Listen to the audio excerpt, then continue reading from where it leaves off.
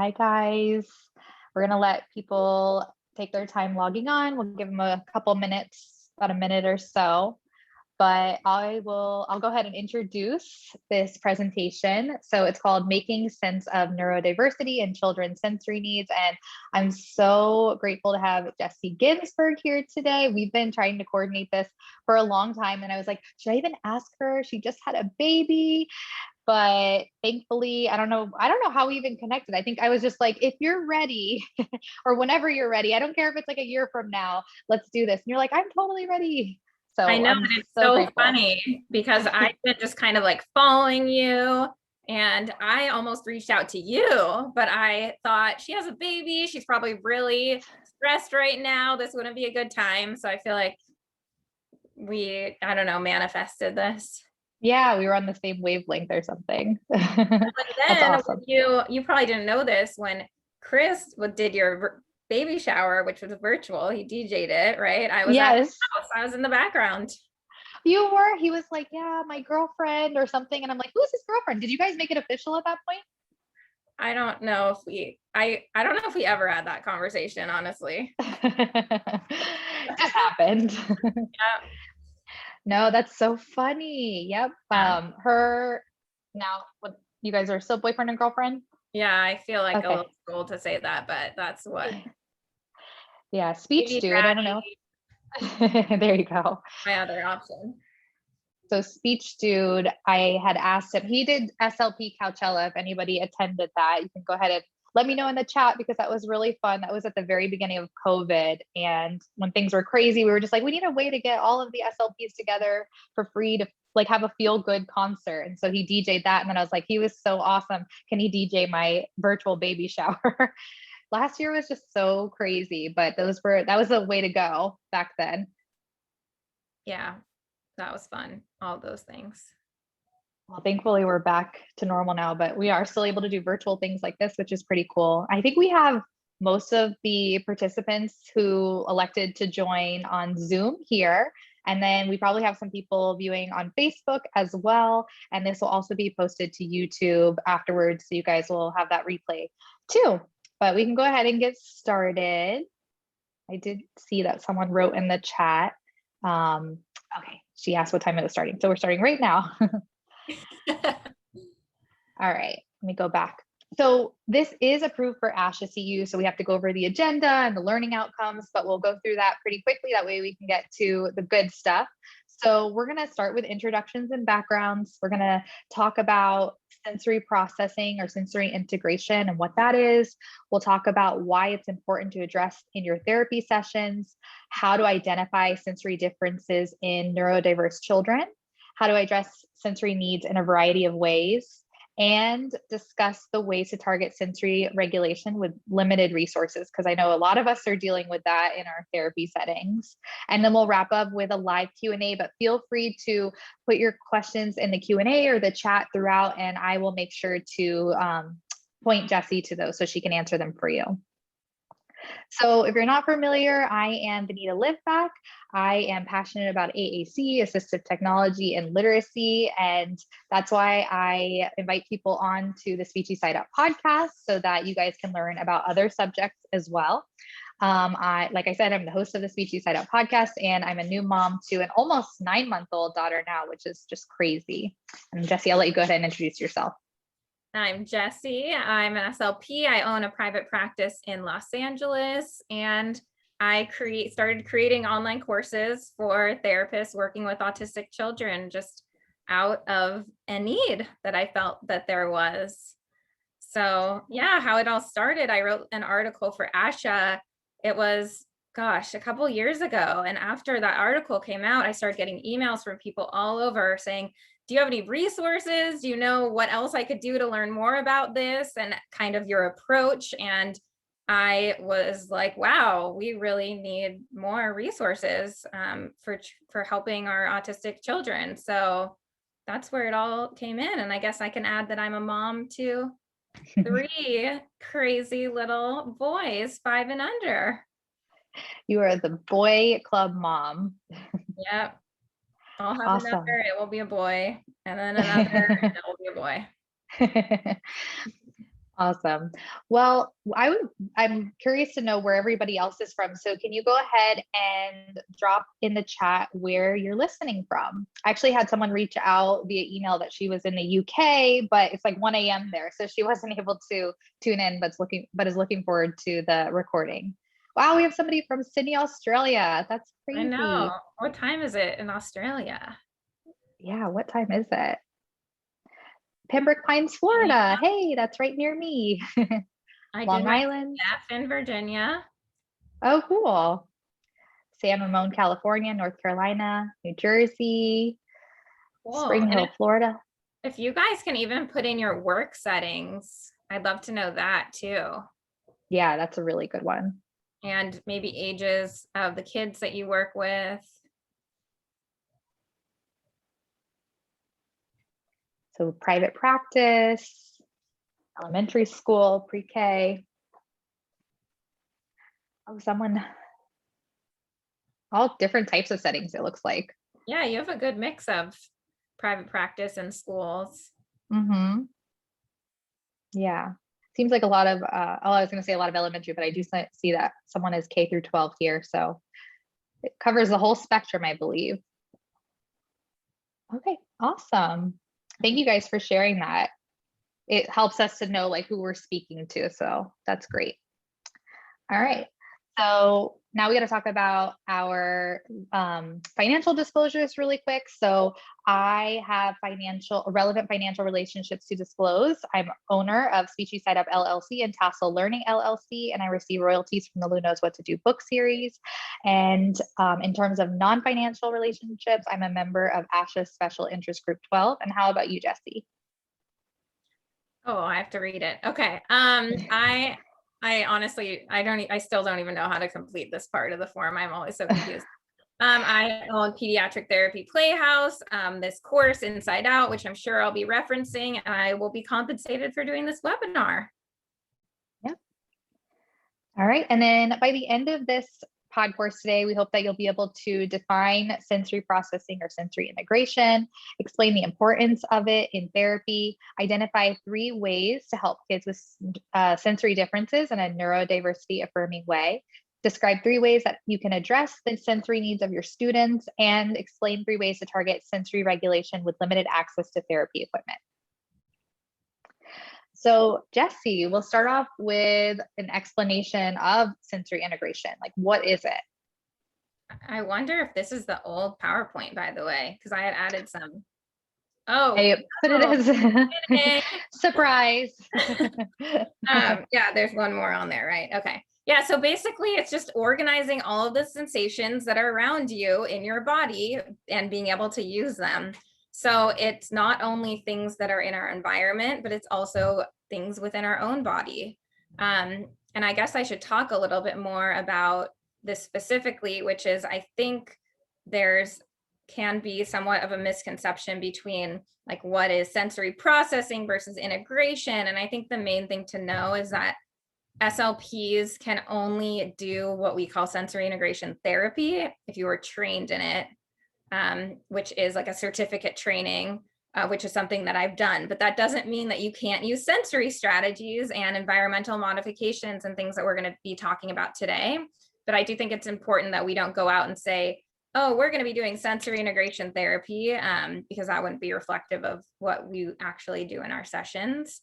But yeah, it's been for me very, very transformative and a lot of fun to be able to learn this and integrate it into sessions. I bet. So I did see that sensory integration is registered. It's a particular program. Yeah, so this is by Ayers, who's up there, and she's really the woman that conducted most of the research. So there are certificate programs that you can do that are super intense and lots of coursework. I didn't know what I was signing up for, honestly, when I did it. And I was it was like going back and being in grad school again. So it was awesome. Wow. But, for me, my first job ever in the field, I was an SLPA. So I was an assistant and I was trained in floor time. And has anyone been trained in floor time? I'm curious. You could put it in the chat box. So obviously in floor time, sensory regulation is a really key part and one of the foundational skills of working with kids through a floor time approach. Yeah, we got some yeses. I figured there would be some. So I really learned that from the very beginning of my, career, how important it was to be able to work on sensory processing. And I'll tell you about this kid because anytime I think back to my beginning of my career, I think of this kid. There was this 3-year-old boy that I used to see. He was non-speaking and we had 3-hour sessions. Okay, that's like unheard of, but that's just how the floor time funding worked here at the time. So I had 3-hour sessions with him. And this was a kid that was just people found to be so challenging because it was so hard to engage him. And he'd kind of gotten passed around in this huge clinic from therapist to therapist. So they gave him to me, this person with 0 experience. I mean, I was just trained in floor time. And it took so much just experimenting to see what really worked for him. So it's funny because I figured out how to engage him, which was I would let him stand up on my therapy table. We play music and we dance and he'd jump off into my arms. So it was time for me to submit a tape and all the clinical supervisors would review it. So that was just something every therapist went through. This was like a really big clinic. There were probably 50 therapists and lots of different disciplines. So I took this video of him dancing, jumping off the table into my arms. He was so engaged and I was so excited to show these supervisors like, look how great he's doing. Oh my gosh, it's awesome. I've never seen him like this before. And I submit it and then what do I hear back from them? Why would you let him stand on the table and jump into your arms? Like, that's so dangerous. That's such a liability for our clinic. Like, oh my God, so then I had to have a supervisor come in and just show me more safe ways that we could do the same activity. So it's kind of funny, but what I learned is that it's just like these conventional sit at the table type of approaches are not what a lot of our kids need. It's just not going to work. And not that it's just a waste of our time, but it's just one of those things where when we're integrating more sensory experiences into our sessions, especially for kids who have these sensory differences, we're going to get more out of them in the session and they're going to get more out of the session, and it's as simple as that. Absolutely. Yeah. Thank you for sharing that story. I feel like we all have stories that we can look back on and think like, oh, what were we doing? Or I could have done that better. And when you know better, you do better. But that I'm glad that you were able to get trained in the floor time. That's awesome. Now, Ayers, right? What is her background or his background? She's an OT. An OT. Okay. And if people are interested in getting trained in that program, where can they go? Yeah, there is a program through University of Southern California. Okay. It is like going back to grad school pretty much then.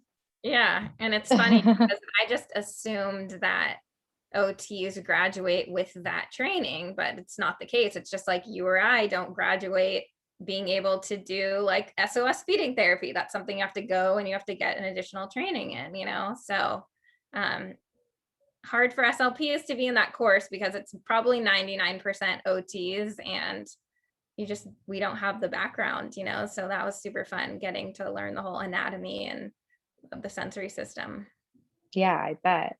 So can you explain this statement? Because I'm sure you touched on it, but can you just summarize it again in case anybody was wondering? So from own body and head. Yeah, that when we are integrating different sensory experiences, we have things that come from ourselves internally and then things that come externally. So for instance, if you're touching a bumpy wall, that is something that's coming from the outside world and you are touching it and it's getting relayed into your sensory receptors and you're registering it in your body. Whereas you feeling like you are hungry or you have to go to the bathroom, that is a sensation that is originating from within your body, but it's also being processed as sensory input. Okay. Thank you for explaining that. That was helpful. Awesome. Okay. So why should SLPs learn about sensory processing? Yeah. I'd always wondered kind of what percentage this was, but then in my coursework, I learned that basically up to 95% of autistic adults report differences in their sensory processing. So in a world where so many of us are working with autistic children, that statistic was in the ASHA Leader maybe a couple months ago. I thought that was really interesting, which basically said that 92% of school-based SLPs said that they have autistic kids on their caseload. So I think it's pretty simple that if we are seeing that many autistic children in our work, and then that great of a percentage of our kids have sensory differences, it's so important for us to understand it, and then, I mean, the bottom line, I guess you could say, or most important thing is that when we are, my screen says too quiet. I don't know what that is. You can hear me? Yeah, no, I can hear you fine. I think it's the transcription piece. Sorry about that.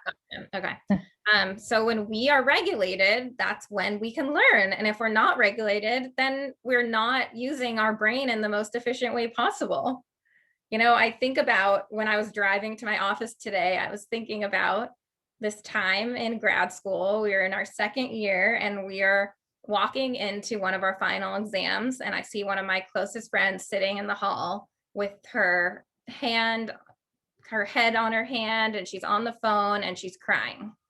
So then I'm waiting for her to get off the phone. She stands up and says, "My boyfriend just broke up with me." And I'm like, okay, what person in their right mind would break up with this person that they've loved for years right as they're walking into a final exam? Right? That's crazy. That's got to be one of the most emotionally dysregulating things that could happen to you. Right? For So the sure. problem is that, and if you guys have read The Whole Brain Child, that book, they talk about, the downstairs brain and the upstairs brain. And the downstairs brain is where we make these automatic, reflexive decisions like fight or flight. Whereas the upstairs brain is where we can access our logical thinking brain. So what happens when something like that happens, like this poor girl gets broken up with, is all of a sudden her brain just goes into fight or flight mode because she's so disturbed by what's happened that you cannot even access the upstairs thinking part of your brain. So what's very interesting, and you'll see this, Vanita, as Liv gets older, is that you can see it in toddler development, especially when kids have these responses that are so automatic and reflexive. It's like you don't give them what they want, they throw their body on the floor. Right? So it's like, that was not a cognitive decision. I think it'd be really funny to embarrass mom in the middle of Target if I throw my body on the ground and I start screaming because she won't buy me these crackers. That is not what goes through the head of a 2-year-old. What happens is you say no, their body drops to the ground. It's this automatic reflexive response. And then what happens even worse is you can't have any logical conversation. You can't say, okay, mommy said I already have these in the diaper bag, or these are in the car, or I just bought a Costco size goldfish. Why would I buy more right now? All of that is turned off in that moment because they're just in their downstairs brain.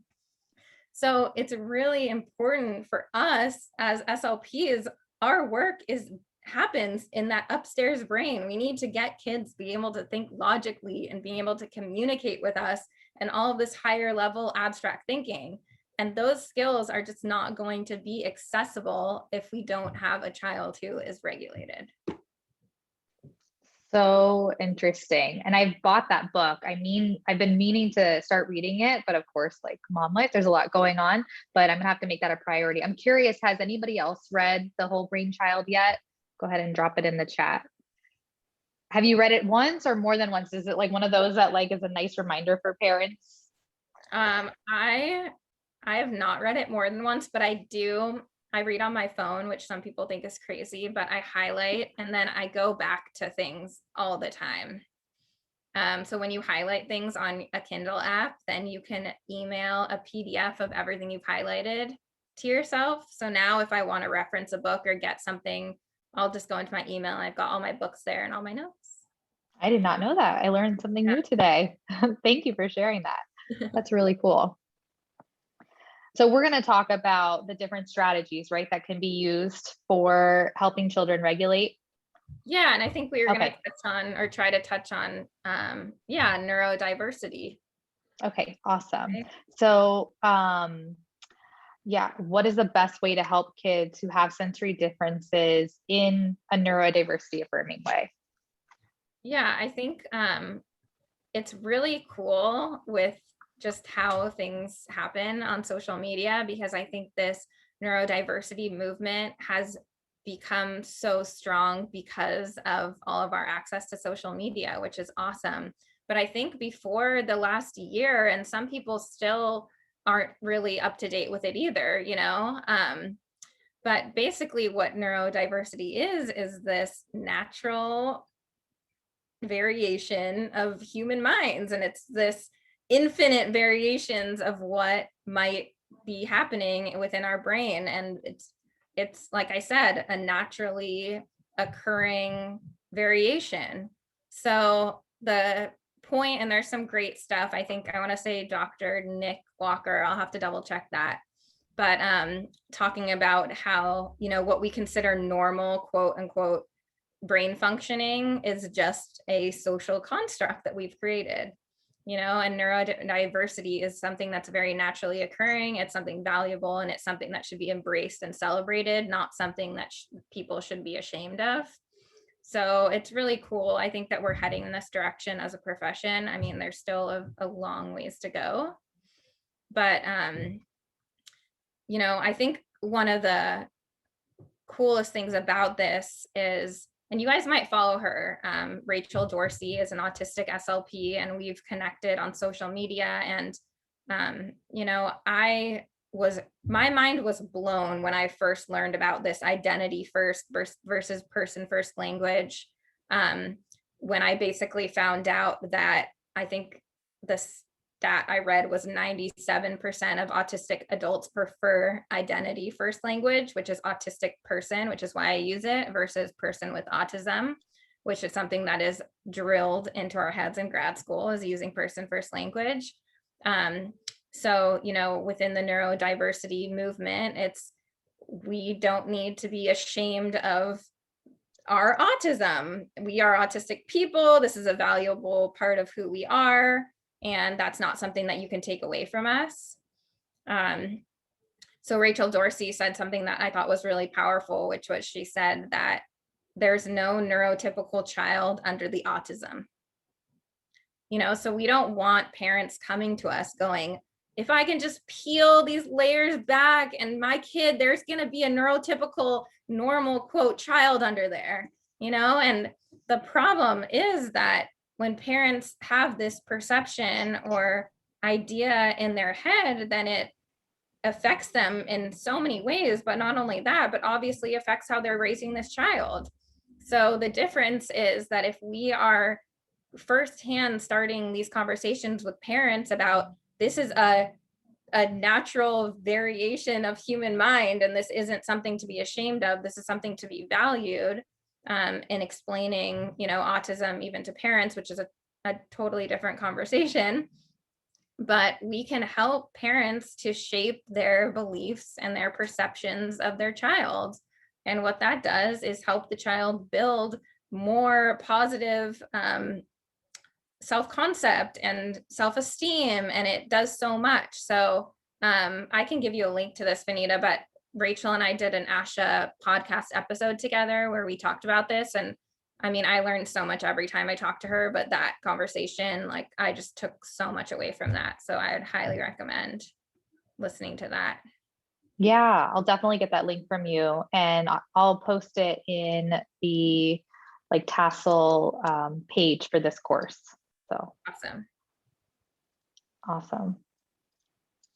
Oh, there you go.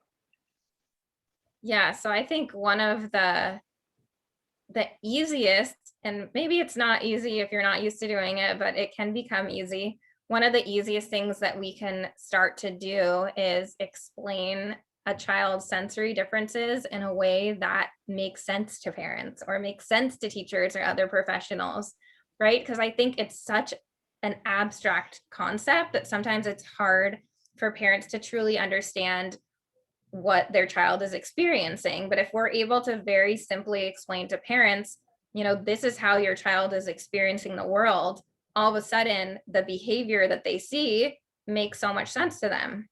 And it could be as simple as, say you have a child with auditory hypersensitivity. So that means that when they are experiencing sounds, they are experiencing them at a greater rate or volume than maybe you or I would. So saying to a parent, imagine if every time you heard the toilet flush, it was like you were standing behind an airplane taking off, and just giving them some kind of personal experience they've had to draw on can make such a big difference. Even, I guess I could say you have to know your crowd, because sometimes if I'm training like someone, I'm in California, so Coachella, for example, is a really big like outdoor concert event here. You guys know what that is? I feel like people do. Is that just a California thing? But it's a big music festival, basically. Taylor knows. So imagine going to Coachella and being there all the time. It's like, it is not one of those places that you want to go and then stay there. It's so overstimulating. It's loud, it's hot, sticky, people everywhere. So basically it's overstimulating in every sense. And it's just a place where all you want, maybe like Disneyland's a better example, all you want after you've spent a day at Disneyland is to go home and have a glass of wine. You do not want, you're like, why did I buy that 2-day park pass? I'm done with this place, right? So it's the same thing. It's just telling parents things that maybe they've experienced in their lives that they can relate to, and trying to draw on those specific experiences. Like even a Zoom call with a dog barking. Exactly. Exactly. Yeah, so this book by Mona de la Hook is awesome, called Beyond Behaviors. And one of the things that she talks about is how we need to teach kids to appreciate these signals from their bodies as valuable information, not something to be ashamed of.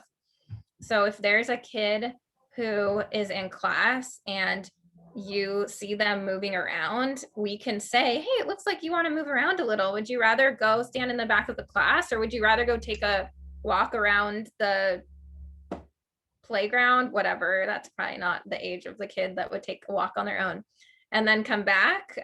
But it's okay. And we don't want to teach kids that they have to sit in their seat and suppress these natural feelings that they're having. It's okay, and it's not something to be ashamed of.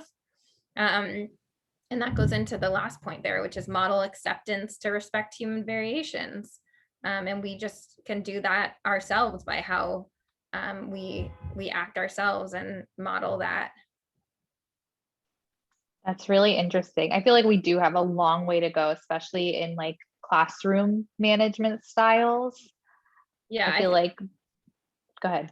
One of the biggest things is that it's almost swimming upstream in a way, because we have all of these awesome autistic voices advocating for things that they need, and then there are people who are on their team like us, and we're like, yes, let's teach self-advocacy skills and whatnot. But without these really big institutional changes, it's going to be really hard, right? Because you can teach a kid to say, hey, you look like you need to, or a kid to say, I need to go walk around before I come back and sit down. But if that teacher isn't okay with a kid doing that, then, we're kind of at a standstill. Yeah. But I imagine like just listening to this, people can start thinking about ways to maybe like put these as accommodations in the IEP even. Because if it's in the IEP, then they do have to like respect it, but maybe it's something, and then someone could even take this back to their schools and do like a little training, who knows? Absolutely. There's definitely always things that we can do, even though it feels maybe like an uphill battle. For sure, for sure. Wow, that's really helpful. Thank you. And then Taylor said the examples are helpful to put in perspective. And I was really grateful because Jesse's like, I have some stories I want to share. And I told her, I'm like, that's the best way to illustrate this kind of stuff. So thanks, Jesse, for doing that. Yeah. So what role can SLPs, SLPAs play in addressing the sensory needs of their students? Yeah, so there are definitely things that we can do with our training, but I say this because therapists will ask me all the time, well, are we allowed to use sensory strategies? And the answer is yes, but just like anything that we do, we want to be moral and we want to be ethical, right? So we want to have some degree of understanding of what we're doing before we do it. Just like if you were to see a kid for feeding therapy, you would hope that this person has been trained in feeding, right? But there's so many things we can do, and these are just some examples. And there's one more bullet there actually.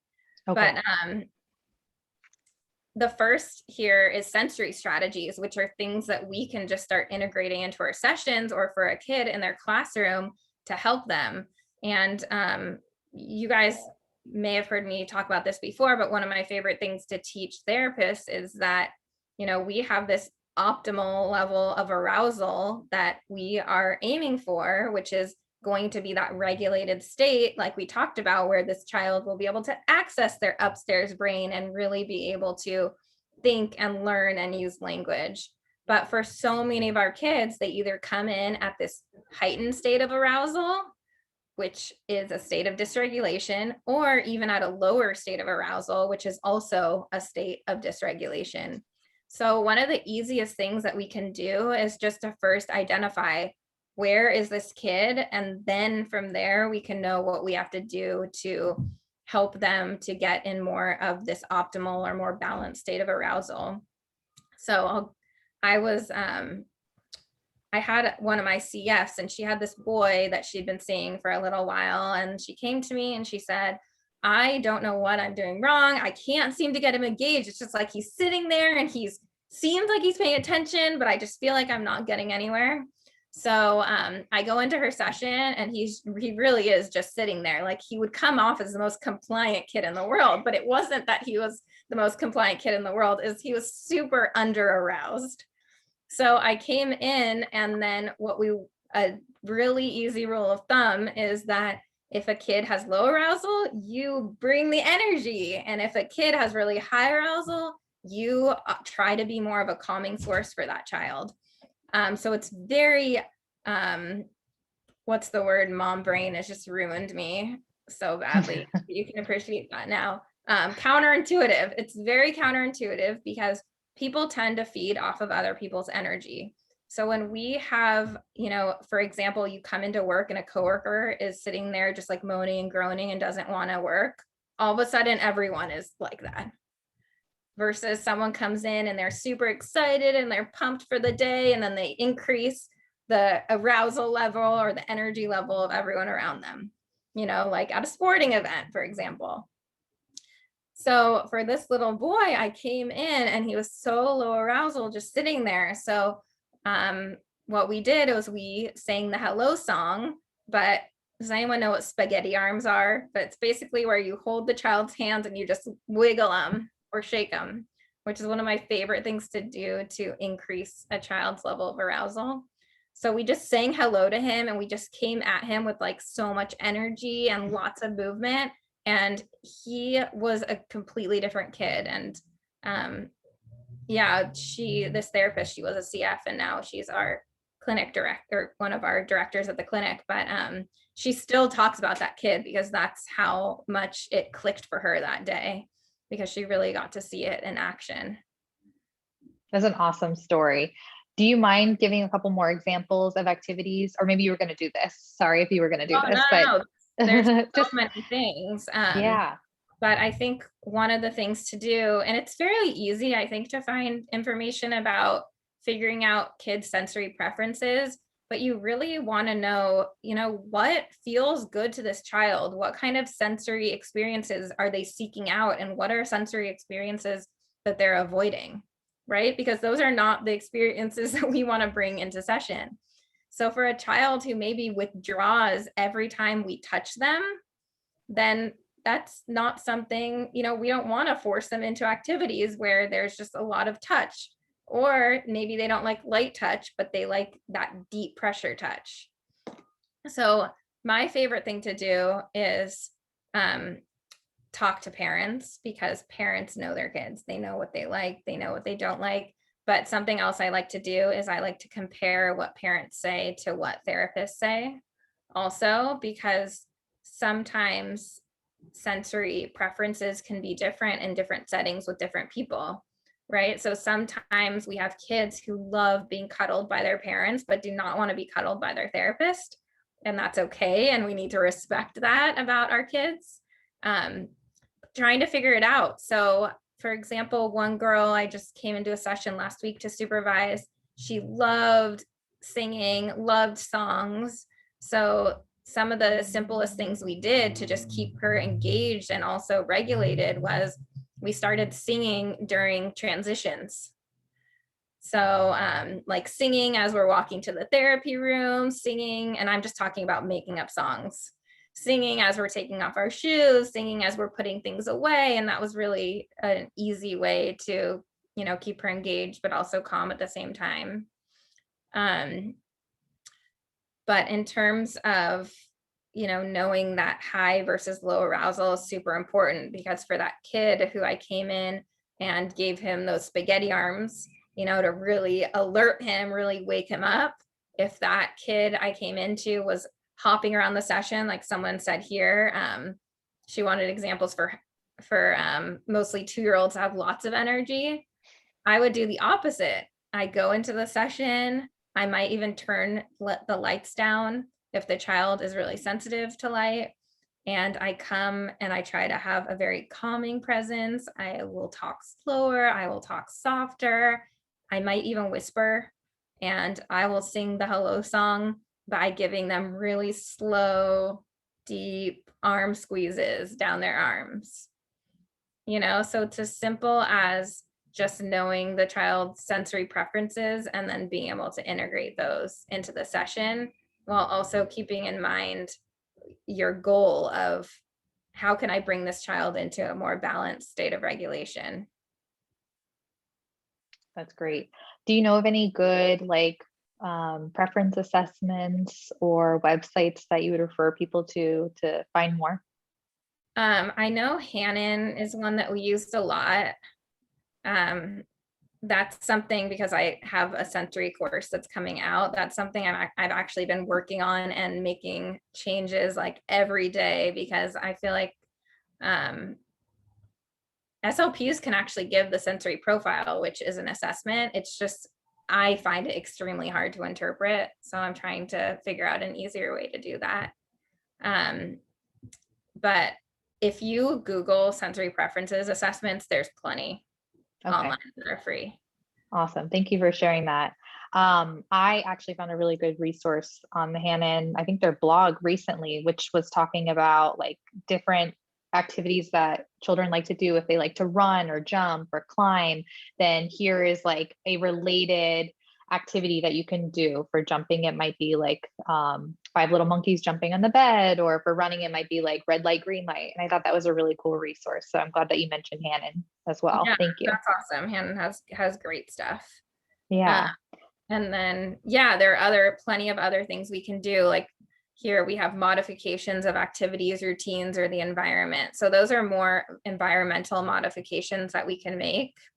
So in your therapy session, that could be as simple as turning the lights down. A lot of us work in offices or maybe schools that we have these bright fluorescent lights, which there's so much research behind that showing that it causes people to get headaches and stress. So even altered lighting can make a big difference. We like to use bumpy seats for kids to sit on because it gives them extra input, but they also get to move around a little bit. Or you can buy stools they're called wobble stools. So they're not stable on the ground. Kids can wobble around in them to move a little bit more.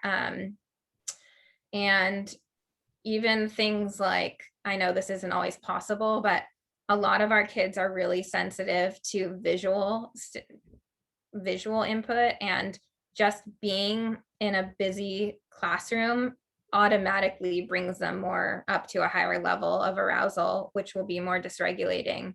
So like that might even mean changing your method of like push in versus pull out for a child, or helping the teacher to design a space in the classroom that is, you know, has less visual input. So using things like pastel, solid colors on the walls instead of bright colors and patterns, which is just how many schools are. And in places where they can go that are just a little bit even like darker and calmer. And if you're in a therapy room, you know, having shelves up where you could see all of your toys versus if you could put up like a curtain so that you could just close off your shelf if you don't have cabinets with doors, that can make a really big difference. You know, I know here we have kids where it's really hard for us to have any toys at all in the room, which is just not realistic, I think, for a lot of us to be able to have to move things in and out of rooms, but just being able to like close things off with a curtain can make a really big difference. Or the number of people in the room, you know, makes another big difference. Such a good tip. I mean, it makes sense though, because when your house is like a mess, I don't know if it's the same for you, but if I have clutter everywhere, like I can't think straight and I can't get work done until I like go through it and put everything away. Do you feel the same? Oh yeah, no, that like, I feel like that's research. They say that external clutter gives you internal clutter.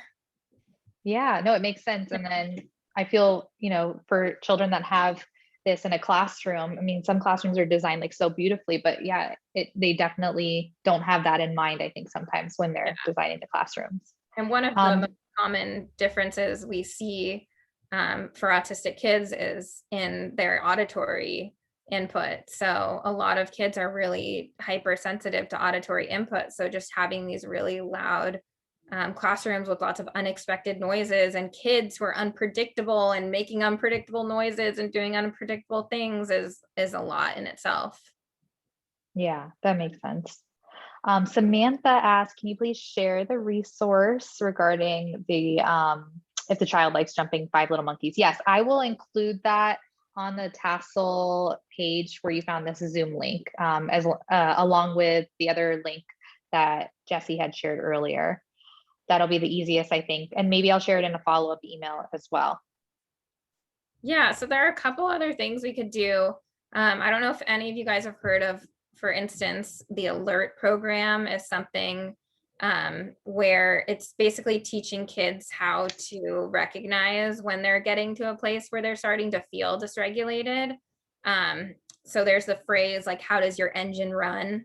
And if it's running like really fast or really slow, and then being able to identify what they can do to help themselves.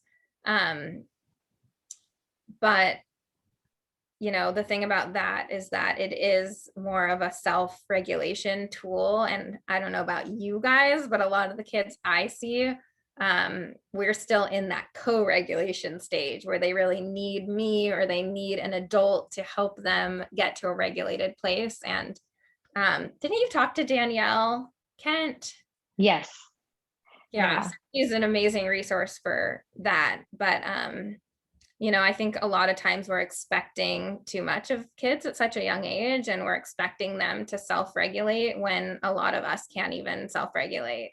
You know, Danielle gave a great example. She came in and trained my group and said, you know, if you had a really hard day, you're going to call your mom or you're going to call your significant other and you're going to vent and you're going to have that person help you regulate. And I was like, that's a great point. You know, we all need that. So, I try to be careful with how much I expect from kids in terms of self-regulation at a young age. And then lastly, being able to help kids communicate. So teaching self-advocacy is really big. I know that's kind of, I feel like kind of a buzzword right now. A lot of people are talking about it because it's so important for kids to be able to self-advocate. But, you know, that's our job, is helping kids communicate that need when they have a need, being able to put it out there, being able to tell their teacher or whoever it is what they need at that moment, or at least be able to try to identify it so that someone can help them problem solve through it. Yeah, I saw a really good post, I think yesterday, that was talking about non-compliance and how it's actually a form of self-advocacy and that we need to honor that. What are your thoughts on that? Yeah, absolutely. Rachel Dorsey put out a goal writing course, and that's one of the things she talks about is she always teaches kids how to dissent. It's a very important part of what we do, and respecting their boundaries. And just because kids may not be verbal doesn't mean that we get to decide what they're going to do with their bodies. So we need to teach that, whether that's through AAC or verbal language, gestures, whatever it might be. Yeah. And I love the example that you gave about co-regulation. When Danielle came, so if you guys aren't familiar, Danielle Ken had done a similar type of pod course maybe like 2 months ago, basically around co-regulation. And I was shocked by the age at which it takes for people to actually develop self-regulation. And it's in the teens. But like you even gave the example that she had shared that we still co-regulate even as adults. Like I constantly co-regulating with my husband. So yeah, it's really interesting. And it's definitely puts things into perspective. Yeah, and I do think I should say that I think understanding just the role in emotions and emotional regulation is a huge part of what we do, and is so important, because a lot of the times what we see emotionally, emotional dysregulation will manifest in a physical way. So a lot of the times the things we're seeing may not actually be something that's sensory based. It might be rooted in something emotional. So being able to differentiate that and really almost like put your whole plan of what you're trying to accomplish on the side to try to help this child get more to an emotionally regulated place. Yeah, great point. So how can we target sensory regulation if we have limited access to therapy equipment? I mean, who here has a totally equipped gym in the facility that they work in? I doubt very many. I mean, I know you do now, Jesse, right? You have a pretty cool gym I've seen in your videos. It's funny because when I was starting my practice, I was like, I have to have a gym. That's one of my requirements. If we've got to have 2 rooms and one of them has to be a gym. But it's one of the most common questions I get is, I don't have a gym. Can I do all of these things? Tips for those of us who work in small, busy rooms. Because I think that's a really big misconception, is that you need to have all of these fancy pieces of equipment in order to have more sensory-based sessions with kids, when in fact it's just, how can we first of all know the child's sensory preferences, consider the child's arousal, how can we choose activities in our session that go with those? And I think one of the biggest, I don't know if I would say issues maybe, is that people say, oh, well, this kid loves spinning, I'm going to spin him for all of these activities. But what we're not thinking about is, well, what is that? Just because they like it doesn't mean that we should keep doing it over and over and over, right? So spinning is one of the strongest types of sensory input that we can give to kids, and it will cause a child to become dysregulated. It's just a matter of time. Right? So just because a kid loves jumping, for example, doesn't mean that we should do every activity where they're jumping. We really need to work to watch their state of regulation and their arousal level to see, well, what is this jumping doing? Is it increasing their arousal level, making them more dysregulated, or is it decreasing their arousal level and making them more balanced, right? So we need to know that we can integrate different types of sensory input to accomplish either that alerting activity or that calming. So for example, with 5 Little Monkeys, even if you're in a small space, you can do that. And I don't know if you guys are allowed to pick your kids up. I know sometimes you're not, but whether the kid is jumping or you're picking them up and down, if a child really loves that jumping, you might sing 5 Little Monkeys jumping. And then when it's time for the monkey to fall off the bed, you might have them fall onto the ground or wherever, or sit in their seat if you don't have the space to let them go on the ground. And then you might sing the rest of the song, whispering really slowly, and giving them deep squeezes, because that's going to be more calming for them. Right. So it might be like, fell off and bumped his head. Mama called the doctor and the doctor said. So you might just try playing with your own energy level so that you don't get that child even more dysregulated, because now you're excited and he's excited, and then you're jumping and you're talking louder and louder. So yes, knowing what the child enjoys in terms of their sensory preferences, but also always thinking about their state of arousal. So, I mean, you want to think about like, what are the activities you're already doing? And then how could you start to integrate more sensory strategies into that? So if you have a hello song, like we do here, how we might do that hello song is going to depend on how the child comes in that day. If they're a high level of arousal, we're going to sing really calming. If they're a low level of arousal, we're going to sing with a lot of energy and really try to alert them more. And then once you really know a child's sensory preferences, you can start to use more of those. So for example, some of us like deep pressure massages. Some of us like really light massages. Some of us do not like light touch because it's very alerting for us, whereas some of us love it. So figuring out what that is and then starting to integrate that.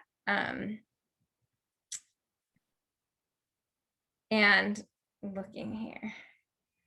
I kind of touched on this earlier, but being able to integrate sensory activities into things that you're doing that are routines or transitions. So for kids who have really high level of energy, usually doing some proprioceptive activities where they're really getting those joints and muscles to contract is going to be more calming for them.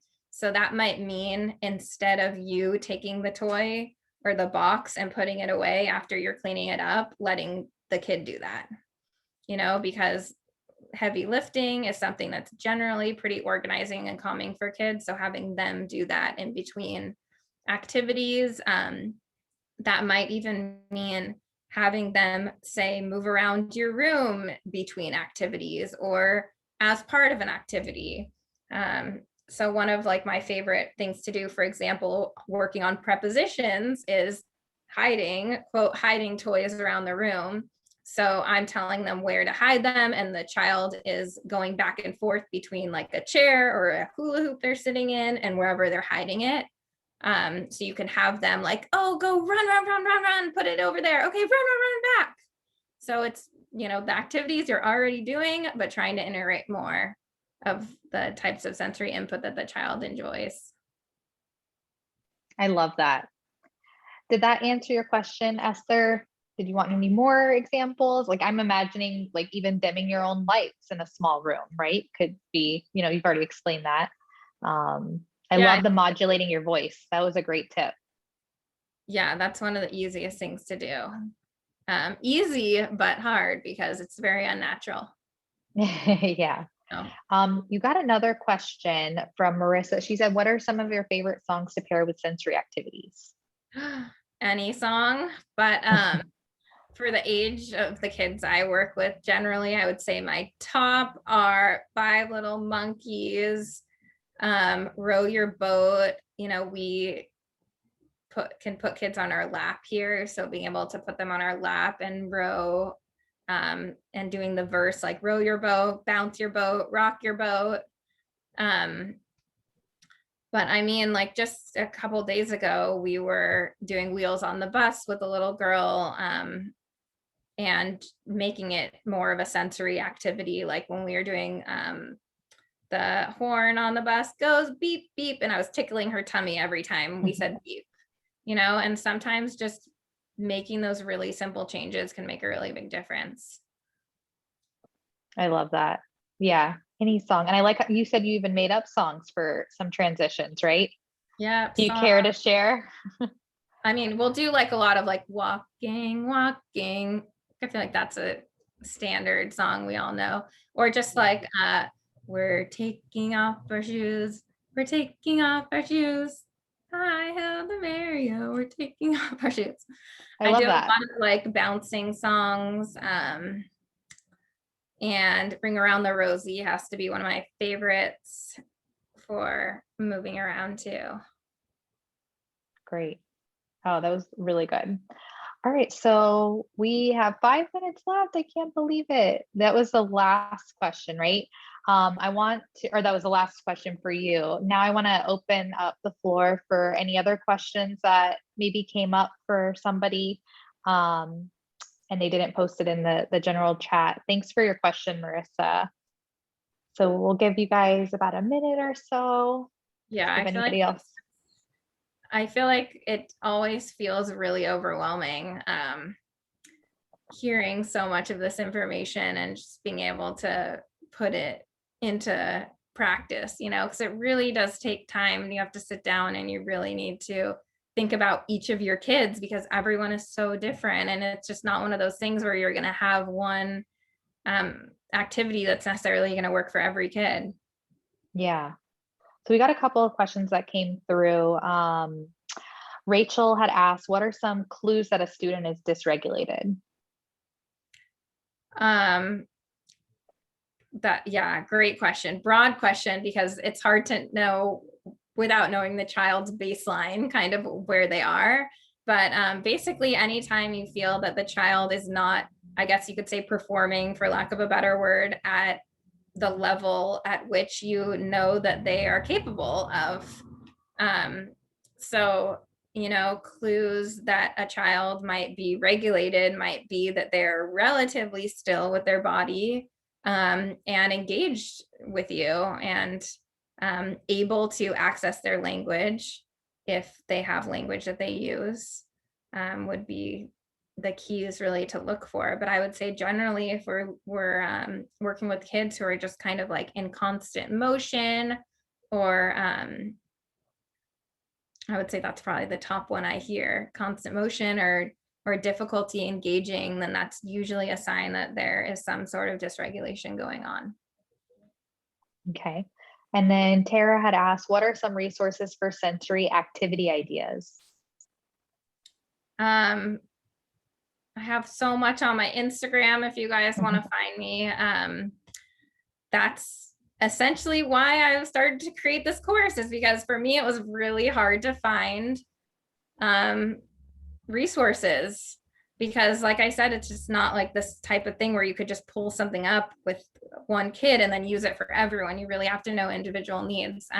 So if you find me on Instagram, it's jessieginsburg.slp. I have a lot of like reels that I've put up with really simple therapy ideas.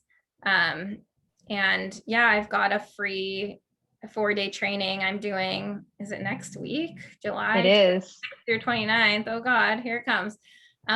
So if you want to learn more, then I'm hoping to be able to share some really good bits of information in a very clear and concise, actionable way.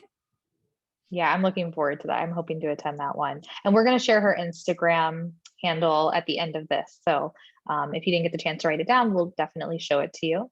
And then Tori had asked tips for regulating a child who is hypersensitive to visual input, even looking under objects, etc. Yeah, I think if you are in a classroom, I would say minimizing the number of anything, people, colors, toys that are in the classroom. Even having the child wear sunglasses can really help to decrease the amount of visual input. I mean, that's definitely something parents could do at home, is either sunglasses or hat, at least when they're outside. But I would say in terms of in the classroom, not that you always have the choice of this, but in general, pastel solid colors tend to be more calming than really bright colors and bright patterns. So I would probably avoid using lots of toys with like flashing lights and things like that if the child was really sensitive to that visual stimulation. Okay.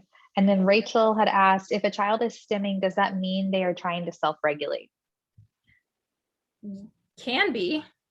I don't think there's a cookie cutter answer for that, but there's a lot of, I've recently especially gotten to hear a lot of autistic adults present and talk about sensory processing, which has been really interesting. And I think sometimes stimming can be because a person is trying to regulate, and sometimes it can just be because it just feels good and it's satisfying. Cool. Rebecca had asked, what are some of your book recommendations on neurodiversity?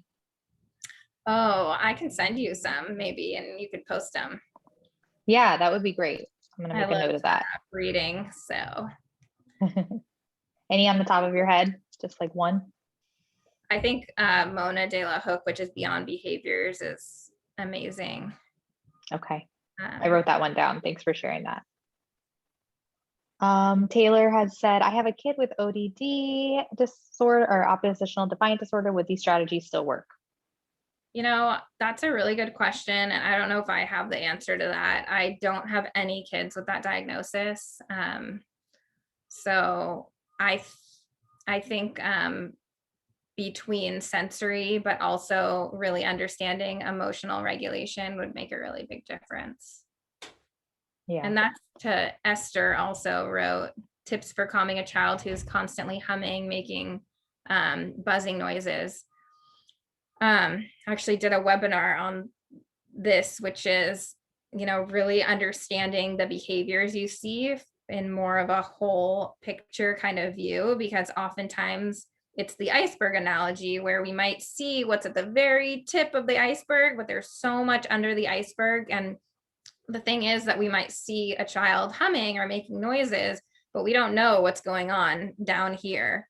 So it's a loaded question almost, I guess you could say, because we don't know if it's more of an emotional dysregulation or if it's more of something that they're doing for their sensory needs.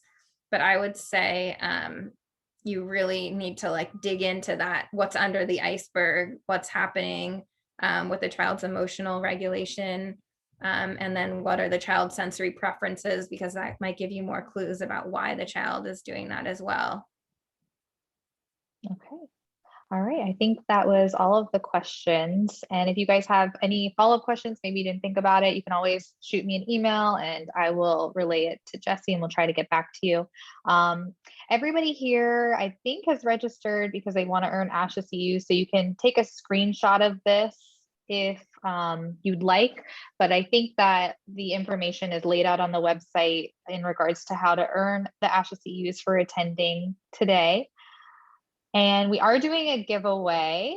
So we're going to do 2 gift cards for TPT. One is going to be from your attendance tonight, this Q&A, and another is going to be if you share about this on social media and tag either Jessie or I, we will track that and pick a winner by Wednesday. I'll reach out to you. But for you guys who are attending now, in the Q&A, what do you want to do, Jessie? Like Jack's birthday, whoever has the closest birthday to his? Yeah, let's try it. So, all right, so go. Oh, don't tell him. Oh, okay. Yeah, don't tell him yet. Go ahead and write in the chat your birthday, and then Jessie will take a look and see who's the closest. Oh, fun. Okay.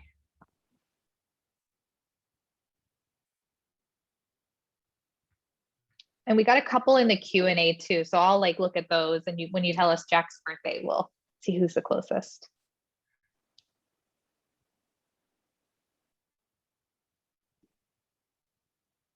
All right, I think we have everybody's. So when is Jack's birthday? I want to say, do you want me to say who it is? Yeah, now you can say it. We'll say His the birthday is the same as Justin Bieber's, in case anyone's wondering. Chris really likes that fun fact. Okay, it's March 1st. So I think it's Shelby.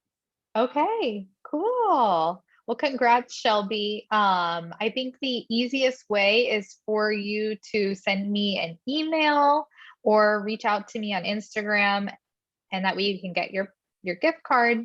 And I'll share our Instagram handles now. So there's Jessie's. I got that right, Jessie, right?